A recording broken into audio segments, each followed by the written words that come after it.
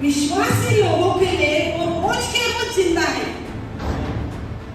जिन लोगों को परमेश्वर नहीं मालूम है उनके लिए वो साल में एक ही बार होते हैं। वो लोग जो परमेश्वर को नहीं जानते वो हर साल उसको क्रूस पर लटकाते हैं, हर साल उसको गान देते हैं और हर साल उसकी में आनंद मनाते हैं।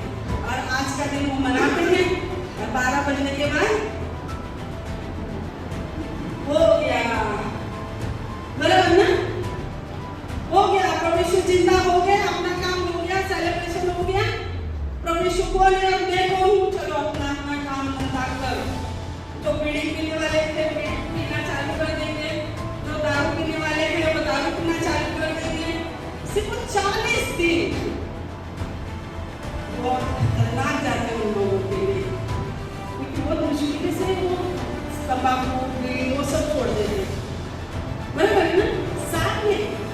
लेकिन जो विश्वासी लोग हैं उनके लिए वो रोज के रोज जीवित है। हमारे लिए रोज के रोज आनंद करने वाला दिन है, भूख मनाने का दिन नहीं है। विश्वासी लोगों के लिए भूख मनाने वाला दिन है, रोज के रोज है। तो आज जो वचन मैं सुनाने वाली हूँ ना चंगाई का वचन है ना छुटकारे का वचन है, आज जो वचन है वो सताव का वचन है। जब भी हम लोग प्रचार करते हैं ना तो हम लोग प्रचार यही सुनना चाहते हैं, हमारे कानों को ना वही वचन अच्छा लगता है जो हमारे अच्छे के लिए होता है। प्रभु आशीषित करता है, प्रभु चंगा करता है, प्रभु ने मुझे ये दिया, प्रभु ने मुझे वो दिया, वो सारी बातें सुनने के लिए हमारे कानों को ना बहुत अच्छा लगता है। लेकिन आज जो वचन है वो वचन है सताव के लिए। वचन देखेंगे हम लोग रोमियो 6:8 से पढ़ेंगे, 8 से 11। ये पढ़ने से पहला मेरा एक सवाल है सबके लिए। एक विश्वासी होने के नाते क्या हमारे जीवन में सताव आना अच्छा है या बुरा है? कितने लोगों को अच्छा लगता है? सताव आना चाहिए, ईमानदारी से प्रभु देखता है। और कितने लोगों को ऐसा लगता है कि प्रभु में आए हैं और प्रभु ने बोला है कि मैंने तुम्हें आशीष होने के लिए बुलाया है और सबके जीवन में आशीष आशीष आशीष होना चाहिए। कितने लोगों को अच्छा लगता है? ऐसा कितने लोगों को लगता है? ईमानदारी से विश्वासी लोगों के जीवन में कितने लोगों को लगता है कि प्रॉब्लम आना ही नहीं चाहिए? कितने लोगों को लगता है? ईमानदारी से बोलना। हाथ उठाया नहीं इसका मतलब प्रभु आपके दिलों में भी देखता है, इधर भी क्या क्या चल रहा है प्रभु देखता है। इसका मतलब है कि तुम लोगों ने हाथ नहीं उठाया तो मन में क्या चल रहा है वो देखता नहीं, देखता है। कितना तो ऐसे लोग हैं कि हर एक के सवाल होता है, हम तो प्रभु में आ गए, प्रॉब्लम क्यों आना चाहिए?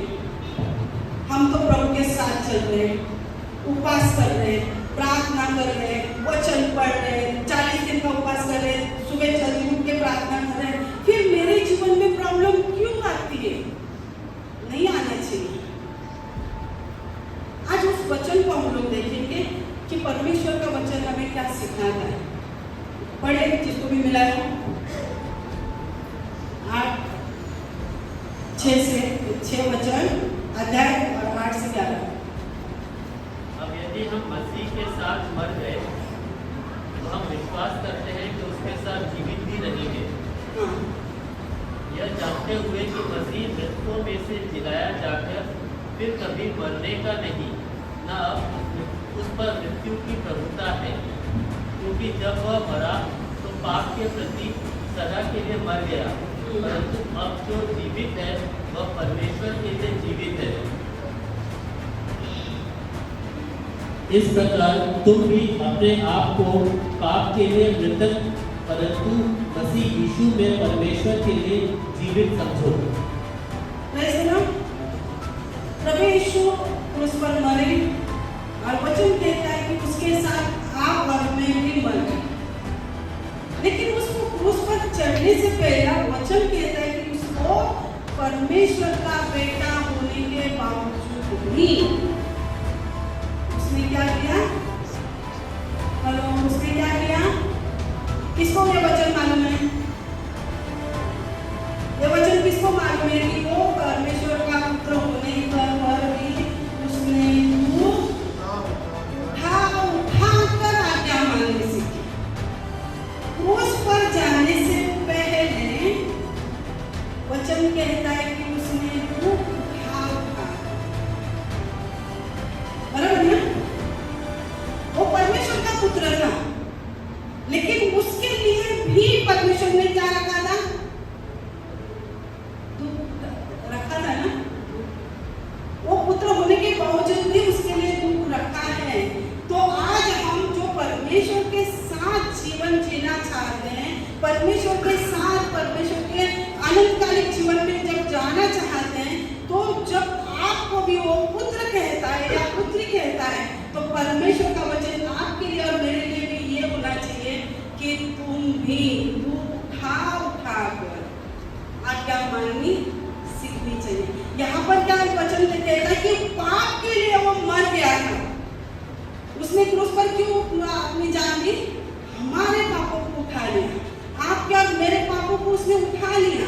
लेकिन जब वो तीसरे दिन जी उठा, पाप का अधिकार उस पर नहीं था। अगर आपको आनंदकालिक जीवन में जाना है, आप और मैं रात दिन वही प्रार्थना कर रहे हो। प्रार्थना यही होती है कि प्रभु मुझे स्वर्ग के राज में जाना है, मुझे तेरे साथ रहना है, तेरे साथ आनंद करना है। लेकिन उससे पहले परमेश्वर कहता है उठा कर आज्ञा मानने सीखो। विश्वासी होना इसका मतलब ये नहीं होता है कि हम आनंद करते रहे, क्योंकि परमेश्वर ने आप और मुझे दुनिया से अलग किया है। और दुनिया का राजा कौन है? कौन है? हेलो, जीवित लोग हैं क्या यहाँ पे?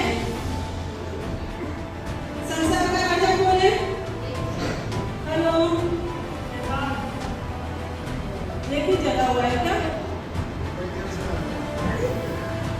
दुनिया का राजा वो है और हम परमेश्वर के राज के हैं। और जब शैतान के राज में आप जीवन जीते हो, तो आपके साथ बहुत अच्छा रहने देगा क्या? तो कैसे कह सकते हो कि जब आप प्रभु के साथ चल रहे हो तो दुख होना नहीं चाहिए? आप अंदर देखो, क्योंकि जो मसीह में है वो नई सृष्टि है। लेकिन सताव के साथ वचन को हम देखेंगे, पर मैं मरकुस का अध्याय 10 प्रभु यीशु खुद क्या कहते हैं?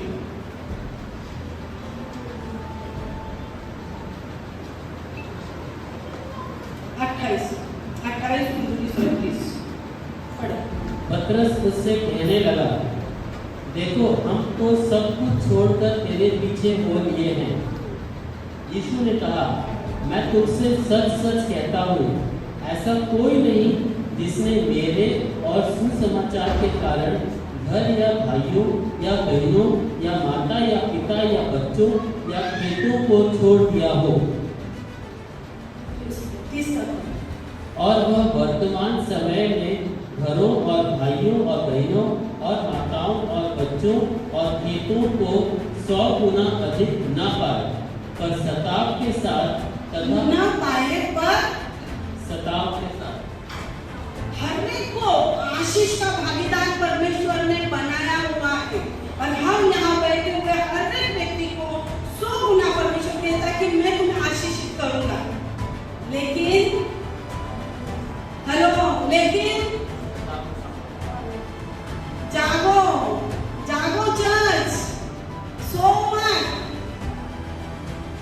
लेकिन सताव के साथ आशीष आपके लिए रखी हुई है। परमेश्वर ने 100 गुना आशीष होने के लिए आपको और मुझे बुलाया गया है। लेकिन परमेश्वर का वचन खुद प्रभु यीशु कहते हैं कि सताओ के साथ, बिना सताओ के आपको कुछ नहीं मिलने वाला है। अगर आपको लगता है कि आपके घर के लोग आपके साथ बहुत अच्छे रहे और फिर प्रभु यीशु आपको आशीषित करे, ये तो नहीं होने वाला है। यदि आपको लगता है कि आपके काम, जहाँ पर आप काम कर रहे हो, वो लोग बहुत अच्छे रहे और फिर वो लोग आपको आशीषित करें, ये तो नहीं होने वाला है। क्योंकि आपको परमेश्वर ने दुनिया से अलग किया हुआ है और दुनिया आपको आशीषित होने के लिए नहीं देगी, कभी नहीं देगी। वो हमेशा आपकी टांग को खींचते रहेगी, बराबर है ना। अभी मेरे घर पे एक काम की जरूरत थी, मुझे एक लेडीज की जरूरत थी, तो उसको मैं काम के लिए रखा, लेकिन दूसरी आई बोलते नहीं मुझे रखो, वो बराबर काम नहीं कर रही है, या तो फिर कुछ ऐसा कुछ ना कुछ एक दूसरे को खींचने की कहानी चल रही थी। दुनिया में यही होता है। लेकिन जब आप परमेश्वर के साथ साथ चल रहे हो, लेकिन अगर आप बोलते हैं कि मैं विश्वास करता हूँ और मेरे जीवन में कुछ भी तकलीफ नहीं आनी चाहिए, मेरा सर दर्द नहीं होना चाहिए, मेरा बुखार नहीं आनी चाहिए, खांसी नहीं आनी चाहिए, मेरा दर्द नहीं होना चाहिए, ये अगर आप सोच रहे हो तो गलत है। हर एक वो बातें जो आपके जीवन में हो रही है, वो सताव के साथ परमेश्वर आपको आशीष होने के लिए बुला रहा है। अगर आप सब जन यहाँ पर कोई ऐसे हैं जिनके जीवन में कुछ भी प्रॉब्लम नहीं था, ऐसे बैठे बैठे प्रभु यीशु के पास आ गए, ऐसा कोई है कि चलो टाइम पास करने के लिए चर्च में जाए, ऐसा कोई है यहाँ पर?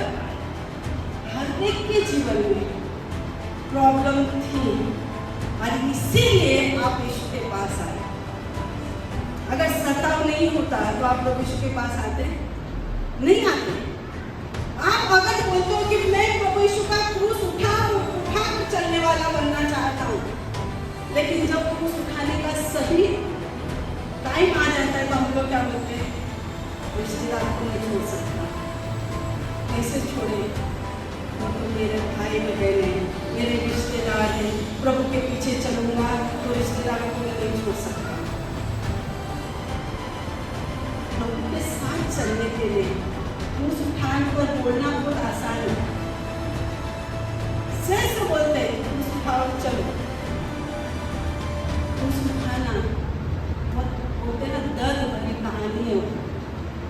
वो दर्द भरा है, वो 39 कोड़ों की मार है, वो कांटों का मुकुट है, वो बड़े बड़े खिले हैं जो लोगों ने उनके ऊपर थूका, वो क्रूस है।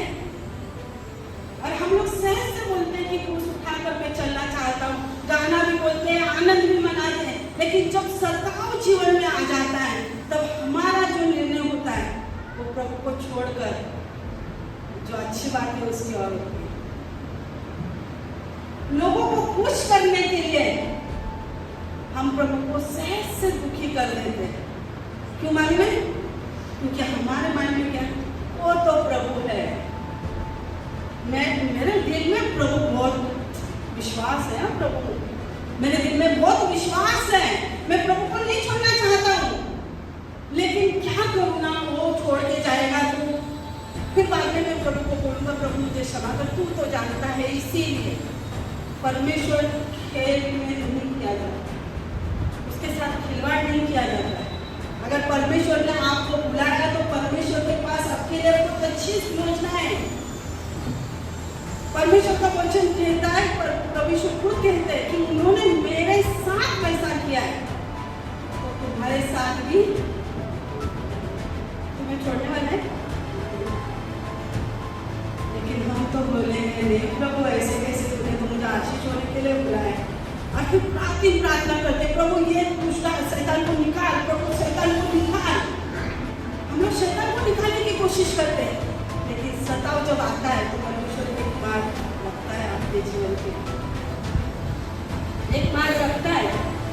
लाल समुद्र है, पीछे फिरौन राजा चल रहा है, लेकिन तूफान ठंडा नहीं किया है प्रभु ने, एक मार्ग बना।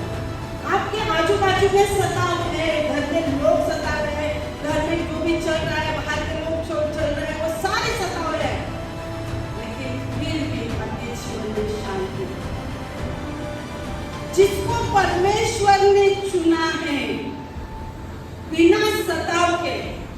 वो परमेश्वर के राज में नहीं चल सकता।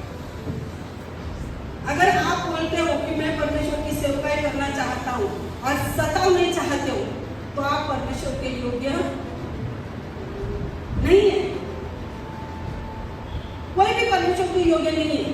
लेकिन अगर आप परमेश्वर में दी हुई हर एक बातों को आप आनंद से उसके साथ साथ चलते हो, आपका ध्यान कहाँ होना चाहिए? प्रभु।